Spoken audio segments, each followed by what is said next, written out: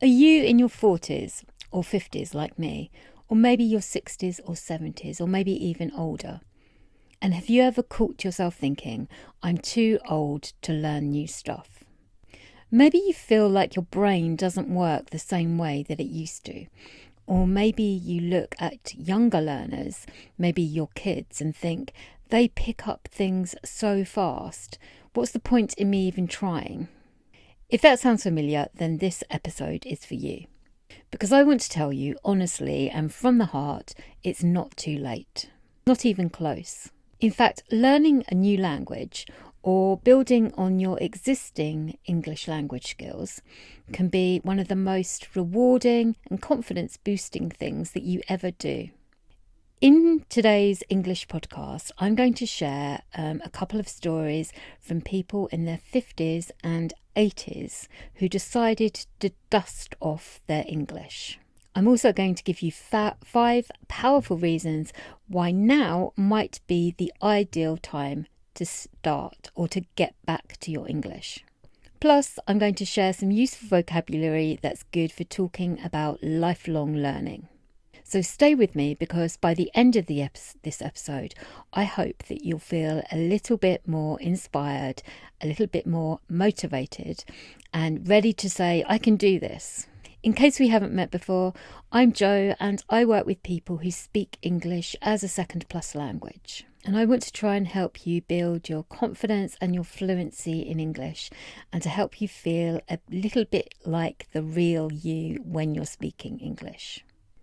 As usual, for today's English podcast, I'll provide a full transcript that will be available to download on my website. The PDF will include some extra material, such as vocabulary that we've looked at today, and further reading. I'll put the link in the description below so you can find it down there. If you enjoy my content, make sure you give my video a thumbs up, or even better, subscribe. It really helps. And I also love to hear from you in the comments. So perhaps you can share your thoughts and feelings about today's episodes down there. Or maybe you could just share your age if you feel comfortable. With that out of the way, we can get on with today's English podcast. 5 reasons that it's never too late to learn. Reason number 1 is your brain is still capable of learning, despite what you might think. Thanks to something called neuroplasticity, we know that our brains can continue to grow, change, and form new neural connections throughout our lives. In fact, there's evidence out there to suggest that language learning can promote neuroplasticity, enhancing our brain's ability to adapt and change. And this can lead to improvements in cognitive functions. And in older adults like us, it can help to delay cognitive decline. This is one of the reasons that I started learning Mandarin this year, but I'll talk about that later. Anyway, so everything might take a little bit longer and require a bit more patience. But that's just how adult learning works. It's a bit slower, but maybe more reflective, and also maybe more meaningful. Reason number 2, you're more motivated. When we're young, we learn because we have to. Schools, exams, pressure. But as we grow older, we learn because we want to, and that's more powerful. Maybe you want to travel, connect with people, feel more confident, or finally just settle down and do something just for you. And here's the good news. Language learning now is very different from when we were at school. There are so many more resources now. Podcasts, YouTube, apps, courses, online communities, conversation clubs. You can learn through film, through music, even while gardening or cooking or just walking the dog. It's a lot more flexible, it's a lot more personal, and let's face it, it's a lot more fun than it used to be. Reason number 3 is you bring real life experience. As an adult learner, you bring years of experience to the table. You've lived, worked, maybe raised children, faced challenges, and made a life for yourself. So when you speak, you're not just learning new words. You're expressing more complex ideas, emotions, stories. You know how to listen better, and you have something to say. I think the life experience also teaches us not to worry quite so much about what other people think. Maybe your English isn't perfect. Does it matter? Not really. You're having a go. Reason number 4 is language opens new doors. Developing your English might make you feel that you can make more connections when you're travelling. It might allow you to get involved in your local community. It can help you to understand cultural differences, and it broadens your horizons. Speaking English isn't just a skill. It's a key to connection, independence, and self-expression. Reason number 5 is you're setting a really good example, whether it's to your children, your friends, or just to yourself. You're showing that learning never stops. You're showing that it's never too late to grow, to change, to try something completely new. And that's inspiring. So let me share a couple of stories that I hope will inspire you a little bit. One of my students, let's call her Maria, reignited her English learning journey when she was 56. Why? Well, her daughter had relocated to the UK and her daughter's partner is English. And Maria wanted to be able to join in conversations and to feel a little bit more part of her daughter's life. She also fancied a bit of a new challenge. She had learned English at school. She'd studied a bit of English at university, but she hadn't spoken English for absolutely years. She's now 58 and she is like a sponge. She takes every opportunity she can to watch TV shows in English, to listen to podcasts, and perhaps most importantly, she's joined speaking groups where she gets to regularly practice speaking English with other learners. Maria and I meet regularly, and in her sessions with me, she practices her English conversation skills on a one-to-one basis. But really, it's what she's done outside of lessons and how she's changed her mindset that has made the biggest difference. She's grown so much in confidence, and she's said to me that she's starting to feel like she can express herself more fully in English, and she feels a lot more comfortable and relaxed while doing so. And then I have another student who is in his 80s. Yep, you heard me right, in his 80s. He left Hong Kong a few years ago to join his son and his son's family in the UK. Now that in itself is a huge step, and probably he could have got away with his basic English. But instead of doing that, he decided to embrace the English and to jump in with both feet.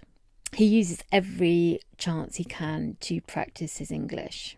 When he takes his grandson to school, he'll initiate conversations with parents at school, which I think is incredibly brave and very inspiring.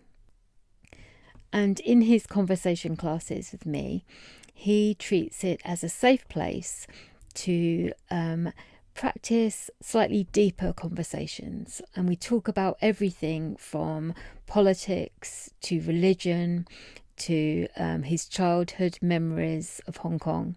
And while his English isn't perfect, he's a brilliant conversationalist and an excellent communicator. And like I said, a real inspiration.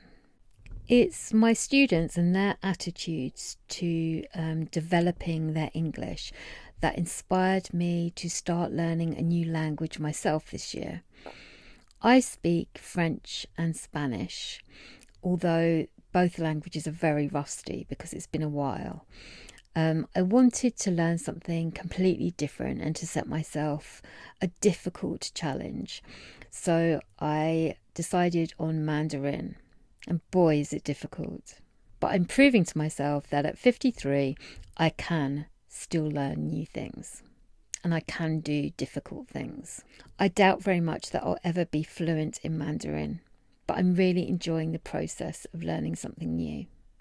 And I think as somebody who works with non-native English speakers, I almost have a responsibility to put myself in their shoes and to put myself out of my comfort zone and to push myself when it comes to speaking another language. I think we can agree that sometimes society sends us really unhelpful messages about aging, particularly in relation to learning. Let's look at a few common phrases that are used to express these negative attitudes, and then we'll explore a few more empowering alternatives that you can use. The first one is over the hill. And if you say somebody is over the hill, you mean they're past their prime or past their best. While I would never use this expression to describe somebody else, I've certainly thought of it, or I've used it to describe myself at times. When I turned 50, I was a little bit concerned that I was over the hill. But I've proved to myself that I'm not. I'm still quite capable. The next one is past it, and this is very blunt and quite cruel. It implies that somebody is no longer useful or capable. The next expression is set in your ways.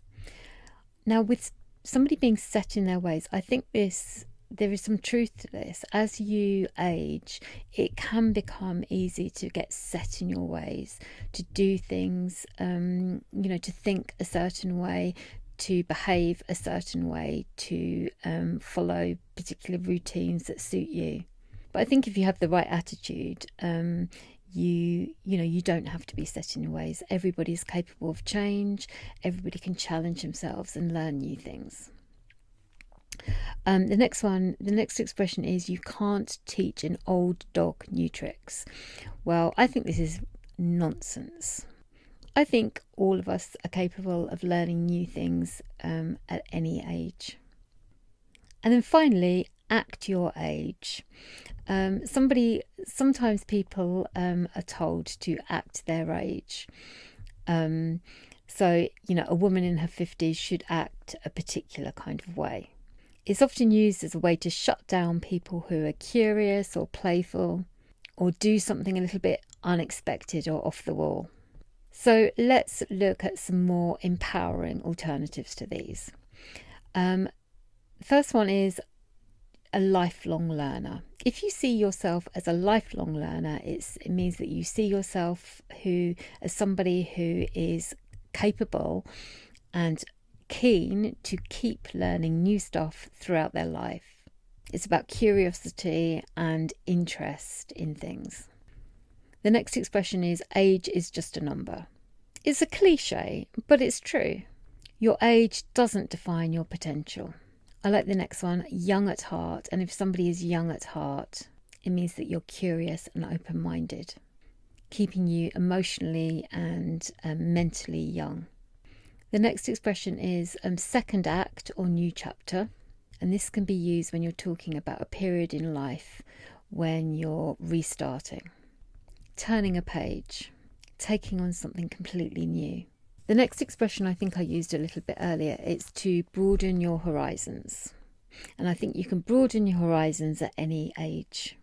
It's where you learn something new or develop new skills to open up new worlds.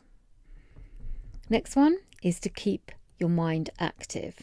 And this is one of the reasons that I'm learning Mandarin. It's a way of talking about this kind of mental agility. And the last expression is to reinvent yourself. And I don't think it's ever too late to reinvent yourself a bit.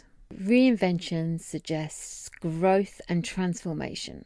I think the message of today's English podcast is you're never too old. It's never too late.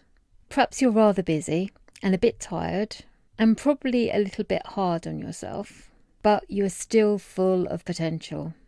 It's not about your age. It's about consistency, mindset, and enjoying your journey. I hope you found today's podcast useful. I'd love to hear from you in the comments if you've got any thoughts about this subject. And if you enjoyed today's video, then I'd be really grateful if you give me a thumbs up and consider subscribing to my channel. I look forward to seeing you next time. Take care. Bye.